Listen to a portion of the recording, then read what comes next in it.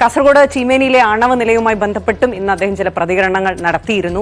ആണവ നിലയം സ്ഥാപിക്കുന്നത് പരിഗണനയിൽ എന്ന് വൈദ്യുതി മന്ത്രി ഏഷ്യാനെറ്റ് ന്യൂസിലൂടെ വിശദീകരിച്ചതോടെ വീണ്ടും പ്രതിഷേധവും ശക്തമാവുകയാണ്. ഒരു കാരണവശാലും ചീമേനിയിൽ ആണവ നിലയം സ്ഥാപിക്കാൻ അനുവദിക്കില്ല എന്ന നിലപാടിലാണ് നാട്ടുകാർ. വൈദ്യുത മന്ത്രിയുടെ ഏഷ്യാനെറ്റ് ന്യൂസിലൂടെയുള്ള പ്രതികരണത്തിലൂടെ ചീമേനി ആണവ നിലയം വീണ്ടും ചർച്ചയാവുകയാണ്.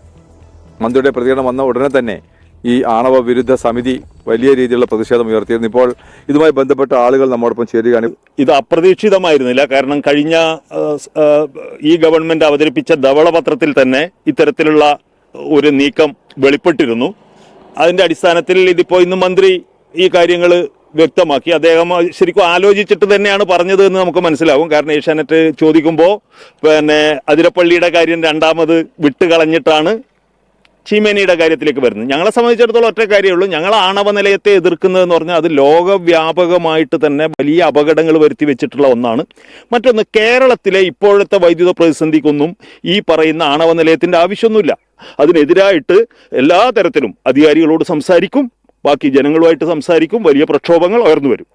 ഈ ചീമേനിയിൽ ഏക്കർ കണക്കിന് ഭൂമി ഉണ്ട് എന്നുള്ളതാണ് ഇപ്പോൾ പറയുന്ന ഒരു സംഭവം. അതിനെക്കുറിച്ച് എന്താണ് പറയാനുള്ളത്? ഭൂമിയുണ്ട്. ആ ഭൂമി ജനങ്ങൾ പറയുന്നത് വെച്ചാൽ ആ ഭൂമി IT പാർക്ക് എയിംസ് പോലെയുള്ള സംഭവങ്ങൾക്ക് വേണ്ടിയിട്ട് ഉപയോഗിക്കണമെന്ന്. സോളാർ പദ്ധതികൾക്ക് വേണ്ടിയിട്ട് സ്ഥലം ചീമേനി ഏറ്റെടുത്തിട്ടുണ്ട്.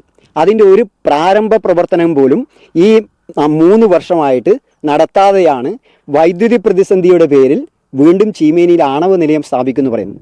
ഈ കാലങ്ങളിൽ കണ്ടതിനേക്കാൾ ശക്തമായിട്ടുള്ള പ്രതിഷേധം ജനങ്ങൾ അണിനിരത്തിക്കൊണ്ട് ആണവ വിരുദ്ധ സമിതി ചീമേനിയിൽ ചെയ്യും, പരിസരങ്ങളിൽ ചെയ്യും. ഇത് ചീമേനിയുടെ മാത്രം പ്രശ്നമല്ല, കേരളത്തിൻ്റെ മൊത്തം പ്രശ്നങ്ങളാണ്. കേരളത്തിലെ മൊത്തം ജനങ്ങളെ ഇതിനെതിരെ ഞങ്ങൾ അണിനിരത്തുമെന്നുള്ള കാര്യത്തിൽ തർക്കമില്ല.